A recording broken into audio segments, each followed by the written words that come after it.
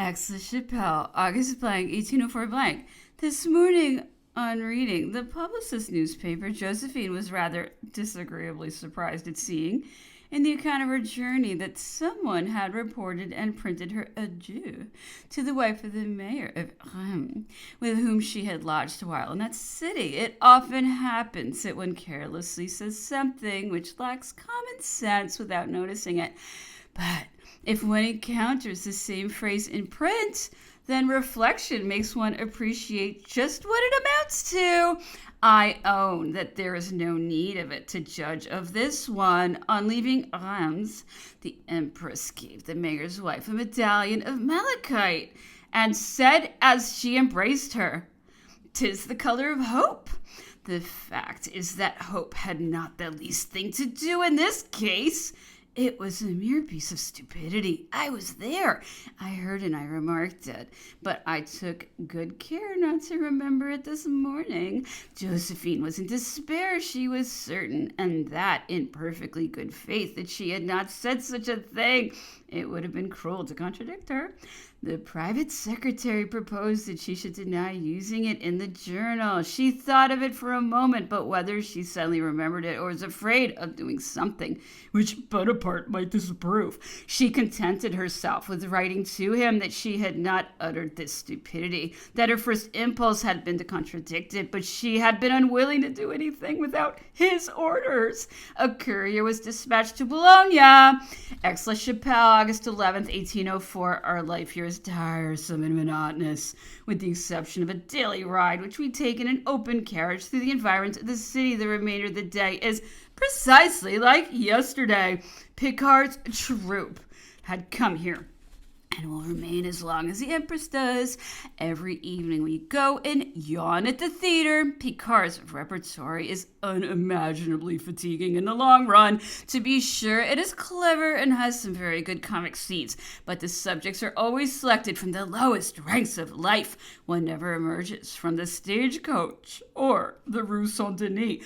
For a day it is possible to be amused with the novelty of this tone, but one is presently fatigued at finding one's self so far from home. August 11th, 1804. Not having gone to the theater this evening, and someone having spoken of a plan of Paris in relief, the Empress wished to see it. The evening being very fine, why, she asked, should we not walk there? This was a novelty, and everyone was in haste to start. Monsieur d'Arville, who is always the chevalier of etiquette, was in despair. He intended to hazard his opinion, but we were already too far away. The fact is that he was quite right, as the sequel of this frolic has proved. The streets being almost empty in the evenings, we met hardly anybody in going. But while we were examining this plan, the rumor of our excursion got around, and when we came out, there were candles in all the windows and the whole populace on our route. We must have formed a sufficiently amusing cortege. Those gentlemen with their hats under their arms and swords at their sides, who gave us their hands and aided us to pass through the crowd which pressed around us, and whose tatters presented a rather startling contrast with our feathers, our diamonds, and our long dresses. At last we reached the hotel of the prefecture. The Empress felt then that she had acted thoughtlessly, and she frankly acknowledged it. August 13th, 1804. It was said this evening that the Emperor would soon arrive here. That will impart a little movement and variety to our habitual circle, which is perfectly monotonous. It is composed of Madame de la Rochefoucauld, a woman of very amiable disposition, 4 ladies of the palace, the grand equerry, 2 chamberlains, the chief equerry, Monsieur Deschamps, the private secretary, the prefect and his family, 2 or 3 generals who have married German women, real caricatures. I must add one very amiable woman, Madame de Simonville, wife of the French ambassador to Holland. By her first marriage, she was Madame de Montallon. She has had 2 sons and 2 daughters. One is Madame Despair. The other, who is married to General Joubert, became the wife of General MacDonald by a second marriage. This young and lovely woman is dying. She came here to take the waters. Her mother, Madame de Simonville, accompanied and takes care of her. I fear that it will be in vain. Hence, we enjoy very little of Madame de Simonville's society. She seldom leaves her daughter. Aix-la-Chapelle, August 14th, 1804. I remained alone quite a long time with Josephine this morning. She talked to me with a confidence with which flattered me very much. If I had not seen daily, this abandon is natural and necessary to her. The estimate I have formed of her character is perhaps premature, since I have known her so short a time. However, I do not believe I am mistaken. She is exactly like a 10-year-old child. She has the good nature and the levity of one. She is quickly moved, weeps, and then is consoled in a moment. One might say of her intelligence what Moliere said of a man's probity, that he had just enough to prevent his being hanged. She has precisely what is needed to keep one from being a simpleton, ignorant, like the generality of Creoles. She has learned nothing or almost nothing except their conversation. But having passed her life in good society, she has acquired very good manners, grace, and that jargon which society sometimes takes the place of wit. Social events are a canvas which she embroiders and arranges, and which supplies materials for her conversation. She has at least quarter of an hour of wit a day. What I find charming in her is that diffidence, which in her position is a great merit. If she finds intelligence and judgment in any of the persons who surround her, she consults them with a candor and artlessness which are wholly delightful. Her temper is perfectly even and sweet. It is impossible not to love her. I fear that this need of opening her heart, of communicating all of her ideas, all that passes between her and the emperor, must deprive her of much of his confidence. She complains of not possessing it. She told me this morning that never in all the years she has spent with him has she seen in him a single moment of unreserve, that if at some moments he shows a little confidence, it is only to excite that of the person to whom he is talking, but that he never reveals his entire thought. She says that he is very superstitious, that one day, being with the army in Italy, he broke in his pocket the glass which covered her portrait, and then he was in despair, convinced that it was a warning of her death. He had no repose until after the return of the courier, whom he sent to reassure himself.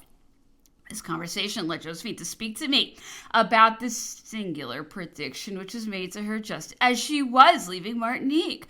A sort of gypsy said to her, "You are going to France to be married. Your marriage will not be happy. Your husband will die in a tragic manner.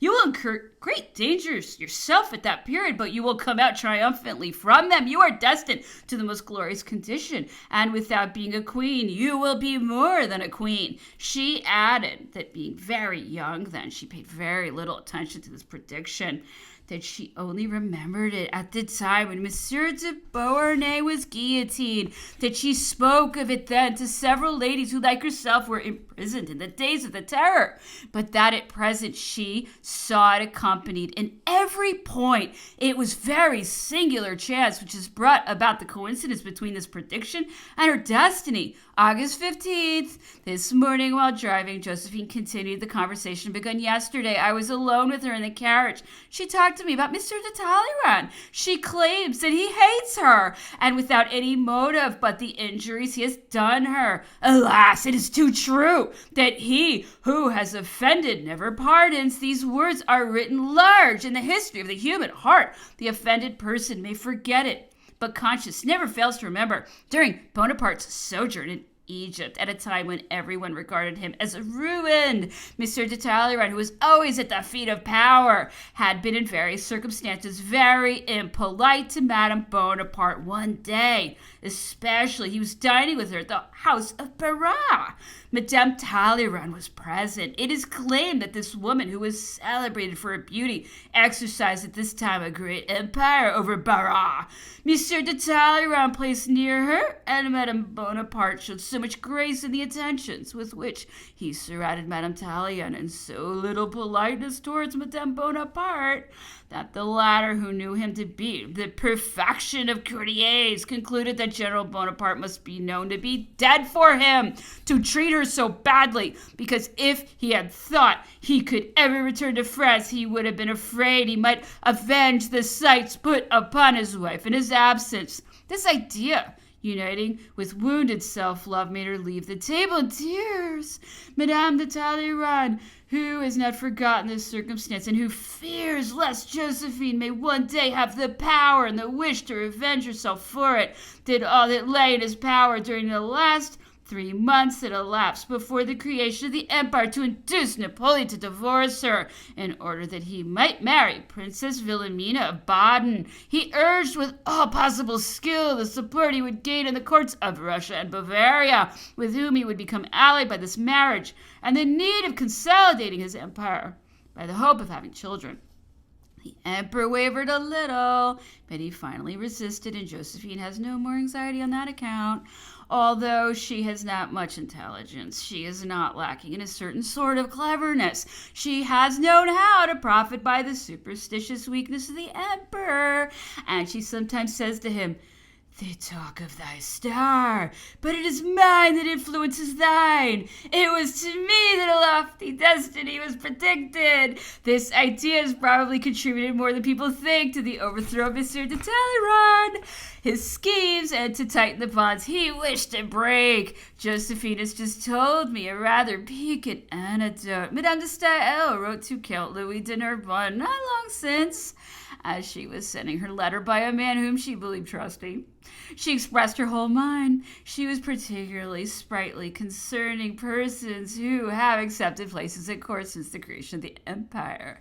She added that she hoped that she would never be chagrined in reading the journal by seeing his name besides theirs. The man entrusted with this letter carried it to Fouché. The latter, after paying for this rascally transaction, read it, copied it, and having closed it up again with care, said to the man, "Fulfill your commission, get Monsieur de Narbonne's answer, and bring it to me," which he did not fail to do. The count replied in the same tone, "They say that we were not spared in this response.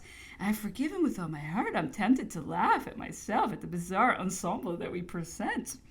This court is a veritable harlequin's dress, but if the costume has all the requisite motleys, Harlequin has not all the graces of his state. His awkwardness is in singular contrast with the great nobles by whom he is surrounded. I am sorry that one can set over against the count's pleasantries his assiduity in the circles of cavaliers and all the ministers. Josephine claims that this letter, of which Napoleon is reminded by each obeisance of Monsieur de Narbonne, and he makes a good many of them, deprives them of all their grace, and that he will never obtain anything. August 16th. I perceive by the redoublement of politeness in the persons who surround the Empress how much I am daily losing in their esteem. At court, it is in this way that one must measure the degree of attachment one inspires. For some days, I had been astonished to find that I had become the object of general attention. To tell the truth, I did not know to what to attribute it, and in my innocence, I might perhaps have laid it to my own merits. Who knows just how far self-love might have misled me? Monsieur de Blanc, the most affected, the most insipid of all courtiers, past, present, and to come, undertook to enlighten my inexperience. He called on me this morning 10 times more reverentially than usual. He said to me that everybody had remarked Josephine's kindness towards me. Hour-long conversations together, the attention with which she offered me every day at breakfast, the dishes she found in front of her. That, for his part, he had been particularly pleased on remarking these distinctions, but that they had become a subject of jealousy to many persons. I laughed at the importance which he attached to all that, and I privately promised myself no longer to put to my own credit attentions which I owe only to the whim of the sovereign.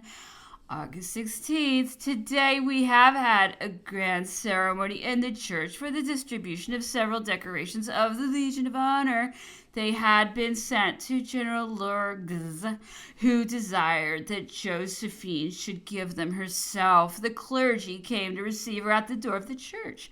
A throne was prepared for her in the choir, and everything had a solemn appearance.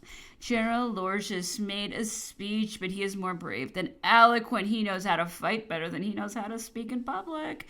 He said to us in this discourse that he thought himself happy in seeing beauty on the throne and virtue beside it. If this is not his exact phrase, It is at least his thought. We could all feel aggrieved at this compliment, since to one he accorded virtue without beauty, to the other beauty without virtue. But we all laughed a good deal over it when we came out. The Empress told us that she was very well content to have virtue for her lot, and asked to which one of us that of beauty had been awarded. Self-love stood ready to persuade each one that she had been intended, and we mutually took the credit of the compliment. Aix-la-Chapelle, August 18th, 1804. Everything is in commotion in the palace. Bonaparte arrives tomorrow. It is extraordinary that in a situation like this one should not be loved. That would be so easy when one has only to will to make people happy in order to do so. But it seems that he does not often have this will, for from the first footman to the first officer of the crown, each one experiences a sort of terror at his approach. The court will become more brilliant, the ambassadors not having been newly accredited since the metamorphosis of the consul into an emperor will all arrive to present their letters. We shall remain here several days longer. We shall go to Cologne and Coblentz and remain some days in the city, and from there to Mayence, where all the princes who are to form the Rhine Confederation will assemble. August 19th, 1804. He has arrived, and espionage along with him. The vexations which ordinarily form his cortege have already banished all gaiety from our little circle. His return has apprised us that among a dozen persons who were appointed to accompany Josephine here, there is one who is entrusted with the part of spy. Napoleon knew on arriving that on such a day we had made an excursion, that on such another day we had breakfasted with Madame Semonville in a wood in the environs of Aix-la-Chapelle. The informer, whom we know, thought she would make her recital more meritorious by attributing to General Lorges, who is young and has very agreeable manners, the fault of a poor old military man who, probably, having been a soldier longer than an officer, did not know that one should not sit down before the Empress on the same sofa. Josephine was too kind to show him that he had done an unsuitable thing. She was afraid of humiliating him. This proof of her goodness of heart had been transformed into a guilty condescension in favor of a young man for whom she must have a great deal of indulgence and kindness, since he could feel himself so perfectly at ease with her. This was the conclusion it was intended that the emperor should draw. Luckily, the circumstance so likely to be remarked had been so, and it was not difficult for Josephine to prove who was the guilty person. His age, his lack of experience of society, have effaced all the black with which this action had been painted. How can one help being astonished that a man who has passed his life in camps, who has been nurtured and brought up by the Republic, should attach importance to such trifles? The love of power is doubtless natural to man.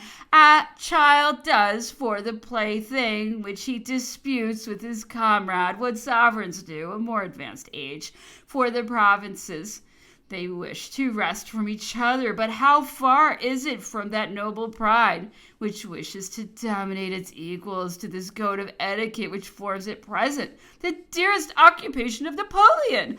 I was wondering this evening, as I looked at all these men standing up and not daring to move a step outside the circle they formed, why it is that the powerful of all times and of all countries have attached the idea of respect to constrained attitudes. I think they find the sight of all these men bent incessantly in their presence sweet, because it is a continual reminder of their power over them.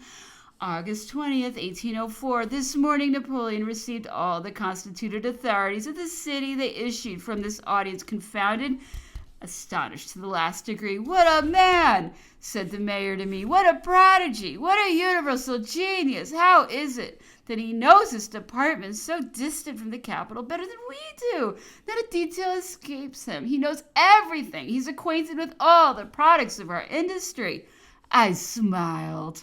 I was greatly tempted to inform this honest man, who was going to retail his admiration throughout the city, that it would bear a good deal of abatement that this perfect acquaintance which Napoleon displayed to them is a piece of charlatanism with which he subjugates the vulgar. He has had thoroughly exact statistics drawn up of France and its reunited departments. When he travels, he takes with him the manuscript books which relate to the countries he is to visit.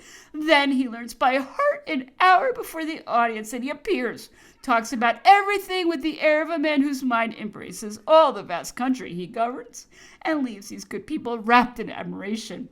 An hour afterwards, he no longer knows a word of what excited this admiration.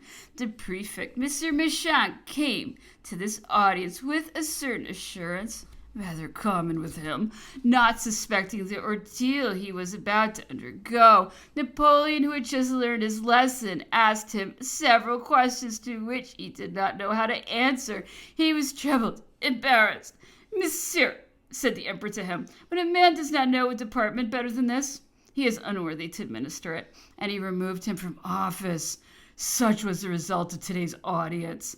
Aix-la-Chapelle, August 21st. I am often tempted to inform Napoleon, who asked so many questions about the usages of the old court, that grace and urbanity prevailed there, that in it women dared to converse with princes. Here we are precisely like little girls who are going to be examined in catechism. Napoleon is very much offended if anyone ventures to address a remark to him.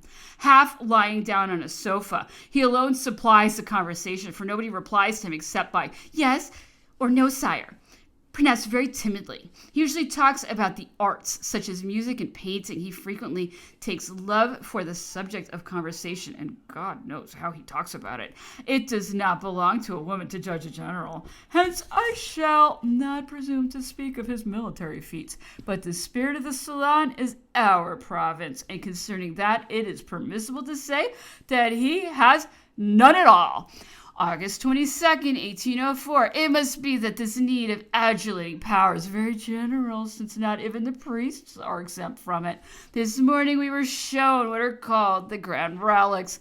They were sent as a present to Charlemagne by the Empress Irene, and have been preserved since that time in an iron press contrived in a wall. This press is opened every 7 years to show the relics to the people, a circumstance which attracts a very considerable multitude from all the surrounding regions. Each time that the relics are replaced in the press, the door is walled up and not opened again for 7 years. Josephine had a wish to see them, and although the 7 years had not elapsed, the wall was demolished. Among these relics, a little silver gilt casket attracted particular attention. The priest who showed us his treasure piqued our curiosity by saying that the most ancient tradition attached a great happiness to the possibility of opening this coffer, but that so far nobody had been able to do it. Josephine, whose curiosity was keenly excited, took it in her fingers, and it opened almost at once. There were no external traces of a lock, but there must have been some secret for opening the interior spring. I am persuaded that the priests who showed us the relics knew the secret, and that they contrived this little pleasure for the Empress. However it may be, the circumstance has been regarded as very extraordinary. They have laid great stress on it to Josephine, who, although sufficiently amused by this surprise, does not attach more importance to it than it deserves. For the rest, curiosity has not been very well satisfied, for nothing was found in the box but a few little scraps of stuff which may be regarded as relics if one chooses, but the authenticity of which is not certified. I have come back home saddened by this employment of my morning. I do not like to encounter courtiers or ambitious men among the clergy. I cannot even understand how there can be any.